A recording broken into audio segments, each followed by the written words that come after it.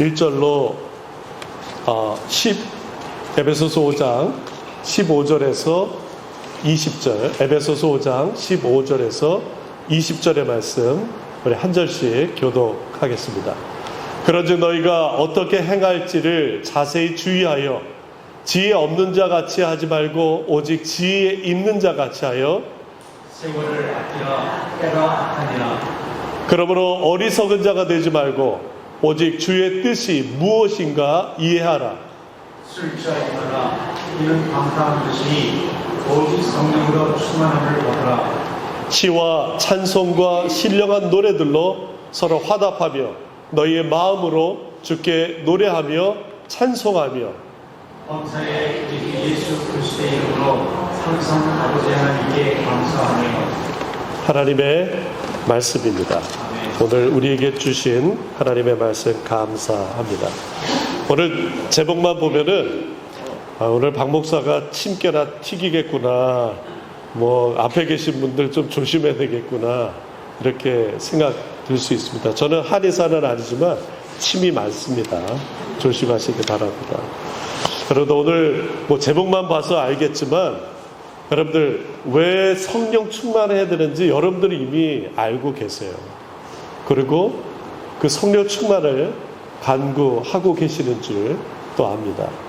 문제는 우리가 성령 충만을 늘 받지 못하는 데 있는 것 같아요.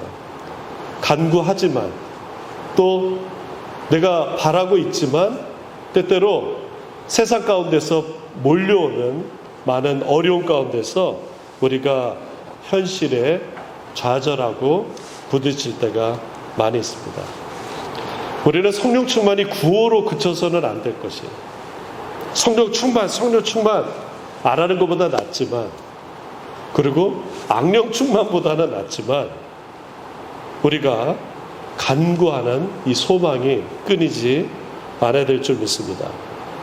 성령 충만을 방해하는 몇 가지 요소들이 있어요. 그 중에 하나가 성령 충만 무용론이에요. 성령의 무용론 혹은 성령 충만의 회의론이에요. 아무리 간구해도 되지가 않다더라. 성령 충만을 간구했지만 내 삶이 변하지 않고 있다더라 라고 하는 회의감이 들 때가 있어요. 그리고 별 차이 없다. 성령 충만을 간구할 때랑 그냥 할 때랑 별 차이 없다. 그리고 주변에서 혹은 내적인 음성이 이렇게 들립니다. 봐라, 성령 운운하는 인간들 보면은 이상한 사람들 많다더라. 이단 비스무리한 사람들도 있고 또 제대로 된 인간들 많이 못 봤다. 성령의 열매, 성령의 은사, 방언하고 뭐 귀신 쫓아낸다 하지만 삶이 엉망인 사람들 많이 봤다라면서 성령에 대한 회의감을 갖게 합니다. 심지어 더 한 걸음 나가서 성령 포비아 이런 말이 있는지 모르겠어요. 제가 한번 줘봤는데 성령의 성자만 들어도 색안경 끼고 막 이상하게 쳐다보며 막 무서워하거나 또는 싫어하는, 야 괜히 그거 잘못되는 거 아니야? 라고 하는 성령 포비아 같은 그런 마음을 갖는 사람들도 있어요. 이런 성령의 무용론, 성령의 포비아, 성령의 회의론이 우리가 성령 충만을 받는데 방해할 때가 많이 있습니다. 거기에 잣대는 그건 것 같아요. 아직 내 삶이 변하지 않았는데, 아직 내 마음이 그전하고 크게 바뀌지 않았는데, 때로는 나에게는 이런 열매가 없는데라고 내 스스로를 포기할 때가 많이 있습니다. 사랑, 희락, 화평, 오래 참음, 자비, 양선, 충성, 온유, 절제. 왜 나한테는 이런 것이 없지? 라고 하면서 내 스스로를 깎아내리거나 포기하거나 아니면 주저앉을 때가 있습니다. 성령의 열매가 사실 뭐 고추, 깻잎, 뭐 상추도 그게 막 확확 나는 것도 아니에요. 저희 집 조그만 뒷뜰이 있는데 햇빛이 잘 안 들어요. 그런데 저희 윗집 그 한국 분인데 아저씨가 앞에 조그만 뭐 작아요. 거기다가 이제 상추, 깻잎, 뭐 고추를 심었는데 거기는 햇빛이 너무 잘 되는 곳이거든요. 뭐 차이가 너무 나는 거예요. 그게 쉽게 나는 것도 아니에요. 작물도. 하물며 너무 추상적인 것처럼 보이는 사랑, 희락, 화평, 오래 참음, 자비, 양선, 충성, 온유, 절제 이런 성령의 열매가 어떻게 맺혀질 것인가 우리는 늘 궁금해하면서도 바라면서도 한편으로 에이 나랑은 안 맞는 거야 라고 포기할 때가 있어요. 그러나 여러분 절대로 포기해서는 안 돼요. 다른 거는 제쳐두더라도 이 성령의 열매, 성령의 충만을 절대로 포기해서는 안 될 것입니다. 우리는 여전히 성화되어 가고 있습니다. 제가요? 맞아요. 분명한 것은 예수 그리스도를 주님으로 영접하여 죄 씻음을 받고 우리가 의롭다고 칭해지는 그 순간부터 성화는 시작되고 있는 줄 믿으시기 바랍니다. 나는 그거 하고 여전히 나는 막 팩팩거리고 그전하고 별로 달라진 거 없는 것 같은데요? 아니에요. 예수 그리스도의 이름으로 나의 모든 죄가 사함받고 의롭다라고 칭해지는 그 순간부터 우리는 성화가 시작된 것이에요. 따라서 중도에 포기해서는 안 돼요. 사도 바울이 마치 우리 신앙이 마라톤 같다고 그랬어요. 경주임을 얘기합니다. 내가 이미 얻었담도 아니야. 온전히 이루었담도 아니라 오직 내가 그리스도 예수께 잡힌 바 된 그것을 잡으려고 달려갑니다. 예수께 잡힌 바 된 그것이 성화일 수도 있고 성령 충만일 수 있어요. 그것을 잡으러 달려가는 거예요. 포기하지 않는 것. 무조건 1등 한다고 그 사람에게 박수 치지 않습니다. 끝까지 완주하는 자, 기어서라도 가는 자, 그에게 하나님께서 예수께 잡힌 바 된 그것을 줄 믿습니다. 경주의 중간에 우리는 수많은 목소리를 들어요. 참소하는 소리를 들어요. 여러분, 사단은 참소하는 자예요. 계시록 12장에 보면은, 요한계시록 12장에 밤낮 참소하는 자라고 그랬어요. 낮이고 밤이고 하나님께 참소하는. 쟤요 제대로 살지도 못하는 애요. 저 사람이요 겉은 뻔질을 교회 가가지고 이렇게 있지만 형편없는 사람이에요 라고 참소합니다. 사단은 끊임없이 참소하고 우리를 깎아내리고 있어요. 그러나 여러분 잊지 마십시오. 모든 죄값을 치르신 예수 그리스도의 보혈의 십자가에 있기에 우리는 능히 그 참소하는 사단의 능력을 이겨낼 줄 믿습니다. 아무리 우리를 깎아내리고 아무리 우리를 헛듣고 너는 안 돼, 너는 없어, 너는 아무것도 아니야 라고 계속 우리를 참소할지라도 우리는 예수 그리스도의 거룩한 보혈이 있기에 우리 능히 이길 줄 믿습니다. 맞아요. 우리 여전히 죄인이에요. 그러나 예수 그리스도께서 우리 죄값을 치르셨어요. 율법은 저주 아래에 있게 합니다. 저거를 안 지켰는데 어떡하지? 저거를 지키지 않으면 나는 구원받을 수 없는데 라고 하는 그 율법주의가 우리를 짓눌러요. 그러나 사도 바울이 갈라디아서에서 말합니다. 율법 아래 있는 자들을 속량하시고 우리로 아들의 명분을 얻게 하려 하십니다. 완전하게 죄값을 치르셨어요.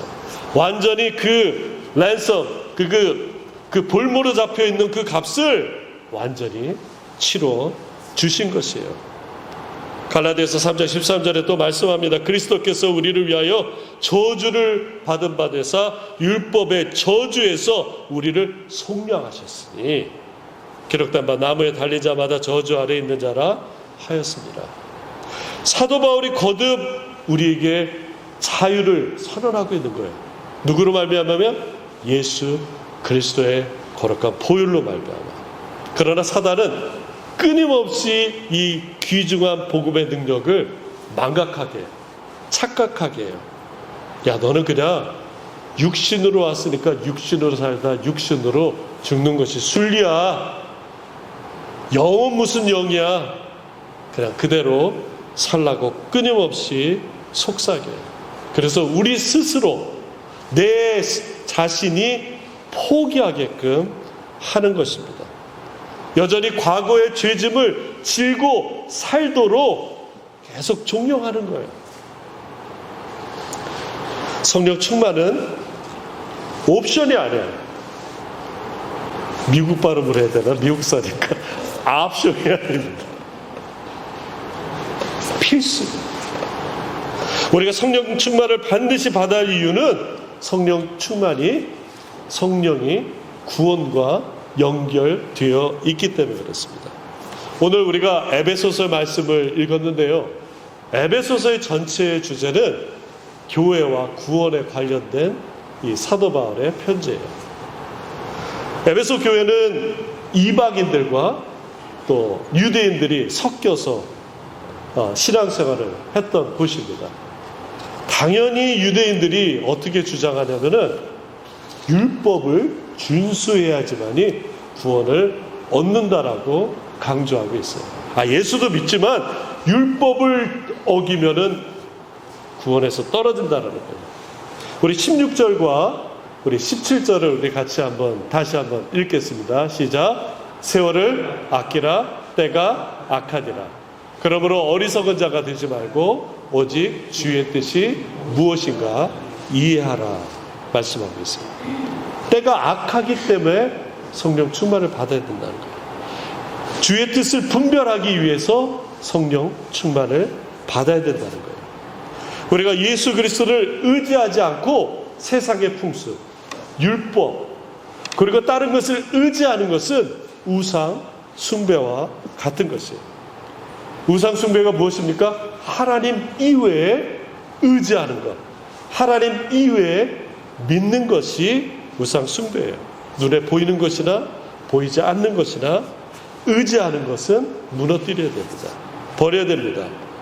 우리 18절도 같이 한번 읽어볼까요? 술 취하지 말라. 이는 방탕한 것이니 오직 성령으로 충만을 받으라. 술 취한다라는 것은 술을 의지한다는 것이에요. 술에 의지해서 사람들이 나의 모든 것들을 맡깁니다. 내 기분, 나의 어떤 막 우울하고 정말 안 좋았던 모든 것들을 그 술 기운에 의지해요. 주의 뜻을 분별하기가 어렵습니다. 왜냐하면 그것을 의지하니까. 기분이 좋아요. 그리고 그냥 날아간 것 같아요.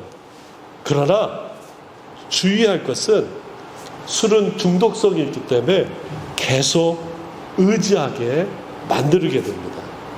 우상 숭배가 이 술 중독과 같은 메커니즘을 갖고 있어요. 제가 몇 달 전 말씀에서도 한번 말씀드린 분인데요. 제가 28, 한국 나이로 28이니까 뭐 26, 7 정도 됐겠죠. 그 꽃다운 나이에 그 한국 지방 어디에 전도사를 제가 하고 있었어요. 그런데 담임 목사님이 다른 교회 부인 가시고 또 새로운 담임 목사님 오시기 중간에 저 혼자 그 꽃다운 26, 그 청춘 전도사 때 교회를 담당했었어요. 교회는 한 200명 정도 되는 아주 크지 않는 교회였어요. 문제는 목사님이 안 계시니까 막 일이 이것저것 터지더라고요. 어느 날 신학 공부를 하는 집사님 두 분이 전화가 왔어요. 전도사님 빨리 신방을 가야 되겠어요. 왜요? 귀신 들린 우리 집사님이 계신데 귀신을 쫓아내러 가자는 거예요. 그 순간부터 제가 오히려 귀신이 들리기 시작하는 것 같았어요. 귀신이요? 뭐 말로만 들었지 귀신 들린 사람을 본 적도 없고, 그래서 이제 갔어요. 갔더니 눈동자는 이렇게 휘하니 풀려 있고, 다크서클은 정말 어깨만큼 내려와 있는 30대 후반의 어느 젊은 집사님이, 여자 집사님이 문을 열어주는 거예요. 신학 공부를 시작한 여자 집사님들이 얼마나 의기충전하겠어요. 거실 중앙에 그 여자분을 앉혀놓고 귀신 쫓아내는 기도를 이제 하는 거예요. 쫙! 저는 어떻겠습니까? 더 무서워가지고 더 크게, 제 목소리가 좀 큽니까? 그런데 한참 기도를 하는데 귀신 들린 것 같지가 않더라고요. 아니, 저희가 그때는 잘 분별을 못했음에도 불구하고 그런 것 같지 않아요. 그래서 약간 이제 해프타임을 좀 갖고 물도 한 잔 마시면서 이분 얘기를 이제 듣기 시작했어요. 이분이 서울에서 대학을 나오고 졸업하자마자 결혼을 하고 이제 지방으로 이제 남편 따라 온 거예요. 지방에 뭐 아는 사람도 없고, 그러니까 외로우니까 또 성격도 내성적이고, 그러니까 한 잔이 두 잔 되고 한 병이 두 병 되면서 점점 알코올이 의존도가 높아졌어요. 결국에는 완전 알코올 중독자가 됐어요. 이 시댁에서는 귀신 들렸다고 안 다닌 기도원이 없더라고요. 그리고 저희도 그 한 무리가 돼서 이제 기도를 했던 것이죠. 근데 얘기를 쭉 들어보니까 너무 외로웠다는 거예요. 너무 외롭고 너무 슬프고 술이 유일한 친구고 낙이고 위로였던 거예요. 그러면서 울면서 같이 기도하고 이제 신방을 마쳤어요. 시간이 흘렀어요. 몇 주가 지났어요. 그래서 일이 있어가지고 그 남편하고 제가 통화를 했는데, 그 남편이 거의 말은 할렐루야만 안 했지 정말 하나님 감사합니다를 연말하면서 저에게 연락을 하는 거였어요. 아내가 너무 좋아졌다는 거예요. 좋아졌을 뿐만 아니라 일상생활을 하고 가게에 나와서도 같이 일을 할 수 있었다. 그래서 그 가게에 가서 그 여자 집사님을 뵀더니 정말로 좋아졌어요. 다크서클은 없어지고 아주 생기가 오르는 얼굴이었어요. 그분은 그 이후로 술을 대지 않았다고요. 근데 이것이 어떤 알코올 중독에서 치유됐다는 것이 아니라 그분이 알코올을 의지했다가 이제 그것을 포기하고 예수 그리스도만 의지하기로 결심한 것이에요. 다짐하고 실천하는 거예요. 그 얼마나 어렵겠어요. 힘들었을 것이에요. 그러나 본인이 의지하던 이제 술을 버리기로 작정한 것이에요. 오직 예수만 의지하는 인생으로 바뀐 것입니다. 술만이 아닙니다. 우리가 의지하려고 하는 것, 그것으로 인해서 내가 평화를 느끼고 그것으로 인해서 내가 모든 믿음이 가는 것, 그것이 우리에게 우상으로 다가오는 것입니다. 우리가 흔히 우상은 무엇인가 하나님보다 더 사랑하는 것을 우상이라고 우리가 흔히 얘기를 하잖아요. 그런데 그것보다 더 앞서 나가서 좋아하는 거는 좋아하는 거지만 의지하는 것, 이것이 우상 숭배인 것입니다. 내가 의지하나 내가 의지하지 않나, 그 판단의 기준을 가지고 있어요. 중독이 무서운 것은 의존성입니다. 우리 하나님 외에 내가 의지하는 것이 무엇인가를 우리가 점검해야 돼요. 그래야 점쟁이를 우상숭배라고 할 수 있어요. 왜냐하면 그 말을 의지하기 때문에. 그가 써주는 부적을 의지해요. 왜냐하면 거기 그것을 갖고 있으면 애군이 나가고 나를 지켜줄 것이라 믿기 때문인 것입니다. 우상은 부셔야 됩니다. 우리 16절, 17절에 다시 한번 읽겠습니다. 시작. 세월을 아끼라, 때가 악하니라. 그러므로 어리석은 자가 되지 말고 오직 주의 뜻이 무엇인지 이해하라 말씀하고 있습니다. 여기서 세월을 아끼다의 이 아끼다의 헬라어는 무엇을 사다, 구입하다, 구매하다, 혹은 어떤 그 인질의 값을 치르다라고 하는 뜻을 가지고 있습니다. 저주 아래 사는 그 시간을 우리가 누리고 있는데, 이제 예수 그리스도의 보혈의 피로 그 시간이 이제 끊어진다라고 하는 말씀입니다. 오히려 세월을 아끼라고 하는 것은 시간을 사라는 거예요. 하나님의 시간을 사라는 거예요. 하나님의 시간 가운데로 들어가라는 거예요. 하나님의 은혜 가운데로 내가 일부러 사면서까지 들어가라는 것입니다. 마귀는 우리가 겁먹기를 원해요. 세상에 겁먹고, 건강에 겁먹고, 또 돈에 겁먹고, 그리고 환경에 겁먹기를 원해요. 사단이 우리를 막 고꾸라뜨리고 우리를 쓰러뜨리고, 그것이 아니라 말 한마디면은 우리가 벌벌벌 떨어요. 두려워하기 때문에. 그래서 가룟 유다에게 어떻게 해요? 그 예수를 팔 생각을 넣었다라고 그랬어요. 생각을 넣은 거예요. 야, 네 생활을 봐. 열매도 없지, 삶도 안 바뀌지, 무슨 성령 충만이다. 해봤잖아. 아무리 해도 소용없는 거 너도 알잖아. 다른 데 힘쓰지 말고 그냥 엄한 거 하지 말고 그냥 육대로 살아라고 그냥 한마디 던집니다. 그럼 우리는 세상이 무서워서 그런가? 머리를 극적이며 한 걸음 두 걸음 그 말을 따라갑니다. 그렇기 때문에 우리는 성령 충만을 받아야 될 것입니다. 시대가 악하기 때문에 그래요. 예수님도 니고데모에게는 얘기합니다. 물과 성령으로 거듭나지 아니하면 하나님 나라에 갈 수 없다고 그럽니다. 육으로 난 것은 육이요, 영으로 난 것은 영이니. 사단은 끊임없이 육으로 났으니까 육으로 끝내라고 우리에게 속삭이는 것이에요. 육으로 왔으니 육으로 끝내라. 그러니까 우리가 육으로 왔지만 육으로 끝낼 수가 없는 거예요. 영이 있는 존재입니다. 영은 하나님과의 관계를 회복하지 않으면 살 수가 없어요. 성령으로 우리가 거듭나고 성령으로 충만해야지만이 우리가 하나님 나라에 갈 수 있는데, 그 말은 다시 말해서 성령으로 살아야 우리가 영원히 살 수 있다라는 것입니다. 혹시 여러분 연 날려보셨어요? 연? 저는 초등학교 때 연 만들기를 좋아했어요. 이 방패연은 좀 어려워서 힘들고, 가오리연이라고 아시죠? 이렇게 마른 목걸에 새 끝에 종이를 길게 달면은 실마리로 이렇게 날아요. 그래서 저는 그거를 잘 만들었어요. 그리고 날리기를 좋아했어요. 그래서 대나무를 사고 그 한질에 사서 만들면은 제법 잘 나갔습니다. 한 번은 그 연을 만들고 날렸는데 꽤 높이 올라가는 거예요. 제가 갖고 있는 실을 다 풀었는 데까지도 눈에 보이지 않을 정도로 날랐어요. 와, 그 실이 연에 그 묶여 있어서 팽팽한 느낌이 지금도 느껴지는 것 같아요.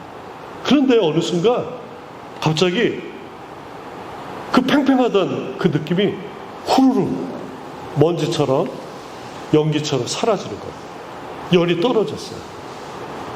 그렇게 많이 불던 바람이 순식간에 사그러지니까 그 연이 떨어지고 만 것입니다. 우리는 연과 같아요. 성령의 바람으로 타고 올라가지 않으면은 그냥 아무짝에 쓸모없이 떨어지는 연과 같습니다. 성령의 바람을 우리가 타야 돼요. 성령의 바람을 우리가 맺어야 됩니다. 우리는 늘 성령의 바람 타고 날아다니야지만이 우리가 살 수 있는 것입니다. 따라서 우리는 성령을 구해야 돼요. 성령을 구하십시오. 성령께서 우리가 상상하지도 못하는 예수님으로 충만하게 만들어 주실 줄 믿습니다. 로자리오 피카도라는 목사님, 우리 전에 같이 책을 봤었죠. 성령과 함께하는 역동적인 능력기도라는 책에서 이렇게 말씀합니다.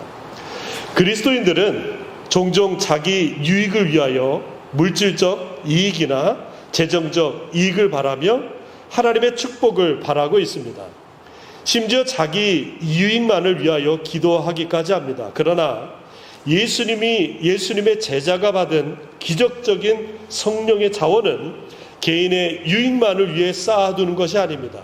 하나님의 선을 위해 모든 것을 활용해 하는 책임이 있습니다. 불확실한 시대에 두나미스 영감의 방향 지시를 받으십시오. 여러분이 시험에 직면할 때 성령의 보호하심을 제공받으십시오.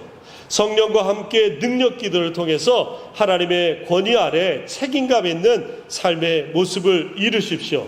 12제자처럼 성령의 두나미스 능력을 받고 하나님의 권위와 명령에 순종적으로 생활하십시오. 여러분이 구하고 생각하고 상상하는 것 그 이상의 큰 성취를 가져다 줄 것입니다. 성령 충만할 때의 모습 세 가지가 오늘 19절부터 나옵니다. 우리 19절을 읽어볼까요? 시작. 시와 찬송과 신령한 노래들로 서로 화답하며 너희의 마음으로 주께 노래하며 찬송하며. 성령 충만할 때의 모습은 첫 번째, 찬송이 넘쳐요. 어떤 상황 속에서도 찬양이 넘쳐납니다. 둘째, 감사가 넘쳐납니다. 우리 20절에 같이 한번 읽습니다. 범사에 우리 주 예수 그리스도 이름으로 항상 아버지 하나님께 감사합니다. 성령이 충만하면은 성령께서 우리 안에 어떤 상황 가운데서도 감사를 허락해 주십니다. 세 번째는 참 예배자가 됩니다. 우리 20절을 같이 한번, 우리 21절인데 여기 안 나와 있는데 제가 읽습니다. 그리스도를 경외함으로 피차 복종하라. 그리스도를 복종하게 돼요. 제가 이번 주에 정말 하나님을 더 예배하고 싶은 마음이 너무너무 막 들끓는 거예요. 어떻게 하나님을 예배할까? 그래서 그냥 방 안에서도 두 손 들고 하나님을 경배합니다. 하나님을 찬양합니다. 하나님 감사합니다. 예배합니다. 그리고 오늘 예배 드릴 때 딱 이 자리에 올라와서 첫 찬양을 부르기 전에 여기를 딱 보는데 들은 첫 번째 생각은 와, 눈물이 날 정도로 아름답다. 너무 아름답다. 여러분들이 아름답다. 오늘 좀 화장도 먹었나? 라고 해서가 아니라 여러분들 아름다워요. 하나님 눈에 정말 넣어도 아깝지 않은, 아프지 않는 그런 하나님의 자녀들이에요. 그 아름다운 여러분들이 찬양하며 하나님께 예배하며 복종하며 나갈 때 하나님 기쁨, 영광 받을 줄 믿습니다. 사도 바울이 알려주시는 성령의 가장 큰 사역은 예수님을 알려주는 거예요. 그러므로 내가 너희에게 알게 하노니 하나님의 영으로 말미암는 자는 누구든지 예수를 저주할 자라 하지 않고 또 성령으로 아니하고는 누구든지 예수를 주시라 할 수 없느니라. 우리가 예수님을 주님으로 고백할 때, 아니 성령께서 그것을 고백하도록 우리에게 임하신 것이에요. 목사가 예수님을 아무리 잘 전한다 할지라도 성령께서 우리 가운데 함께 하시지 않는다면은 소용없어요. 그냥 교양 강좌 불가합니다. 성령께서 예수님이 누군지 알게 해주세요.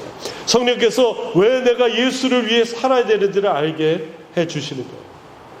어떤 목사와 총알 택시 드라이버가 같이 천국을 갔어요. 하나님을 만나는데 이 목사는 하나님이 나를 얼마나 칭찬해 주실까 나 기대하고 있었어요. 그랬더니 하나님이 총알 택시 운전사만 이렇게 칭찬해 주는 거예요. 그래서 목사가 아니 하나님 제가 저 총알택시 운전사보다 못한 게 뭐가 있습니까? 라고 하니까 하나님이 약간 짜증을 내듯 목사에게 얘기합니다. 야, 너는 설교할 때 많은 사람을 졸게 했지만 이 총알택시 운전사는 기도하게 했어. 여러분, 제가 아무리 졸렵게 설교한다 할지라도 성령께서 여러분 안에 예수님을 더욱 충만하게 해주실 줄 믿습니다. 어제 그래서 읽은 이야기예요. 한 여인이 이렇게 뜰에 나왔는데 정원에 3명의 노인이 앉아 있는 거예요. 그래서 이 여인이 여기 계시지 말고 저희 집에 들어가서 뭐 차라도 한잔 하시죠? 그랬더니 노인 중에 한 명이 이렇게 얘기합니다. 우리는 한 명이 가면은 다 갈 수밖에 없으니까 누가 누구를 초대할지를 들어가서 남편하고 상의를 하셔야 됩니다. 그 남편이 그리고 나는 재물이고 이 사람은 성공이고 이 사람은 사랑입니다.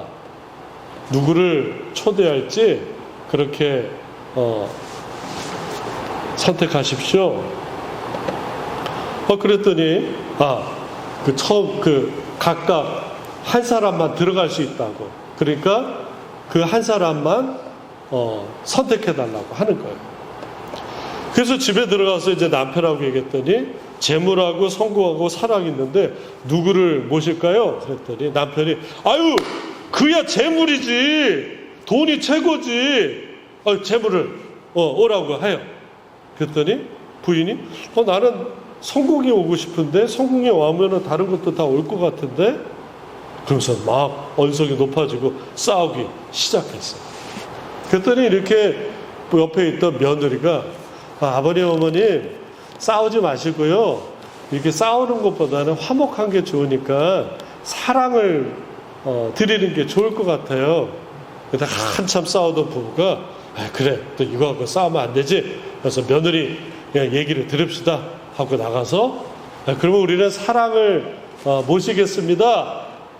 그랬더니 사랑 뒤에 재물과 성공도 같이 따라오는 거예요. 저희는 사랑만 이렇게 초대했는데요. 그랬더니 그 중에 한 노인이 우리는 사랑이 가는 곳에 재물도 가고 성공도 갑니다. 라는 이야기예요. 오늘 성령의 9가지 열매의 제 첫 번째 열매가 사랑이에요. 사랑, 희락, 화평, 오래 참음, 자비, 양성, 충성, 절제. 하나님께서 우리에게 그 9가지 열매를 허락해 주시고자 합니다. 그러나 사단은 끊임없이 우리가 그것을 포기하도록 그리고 좌절하도록 속삭이고 있습니다. 성령께서 우리와 함께 하시고자 합니다. 다만 우리가 점검해야 될 것은 내 마음의 밭이 어떤가를 점검해야 돼요. 돌짝밭인지 길가인지 아니면 가시덤불인지를 점검해야 될 줄 믿습니다. 만약에 돌짝밭이면은 걷어내야 돼요. 그것이 회개입니다. 단단한 길가면은 기경해야 돼요. 그것이 회개입니다. 거기다 가시덤불이 있으면은 그것을 뜯어내서 불태워버려야 돼요. 그것이 회개입니다. 잘라내고 제거하고 쟁기질해야 돼요. 그때 30배, 60배, 100배의 교실로 맺게 해줄 줄 믿습니다. 말씀을 마칩니다. 성령의 사람이 되도록 성령님을 늘 초대하십시오. 항상 언제나 시시때때로 초대하시기 바랍니다. 분명 예수님과 동행하는 놀라운 역사가 우리에게 일어날 줄 믿습니다. 오늘 말씀을 마치면서 기억하면서 함께 기도하겠습니다. 속이는 마귀의 계략에 우리가 속는 것이 아니라 오직 거룩한 성령께서 인도하시는 길을 걷기 원합니다. 성령 충만하기 원합니다. 이 시간 우리 한 목소리 같이 기도하겠습니다. 아버지 하나님 감사합니다. 성령 충만케 하여 주시옵소서. 하나님, 원수마귀 사탄이 우리를 속이려, 우리를 넘어뜨리려, 우리를 포기하게 하려 속삭이고 우리를 유혹하지만, 우리를 시험하지만 오직 예수 그리스도의 거룩한 피로 우리 거룩하여진, 의로워진 우리 주의 백성들이 다시 성령으로 하나님 거듭나게 해주시고 성령으로 아버지 하나님 충만케 하여 주셔서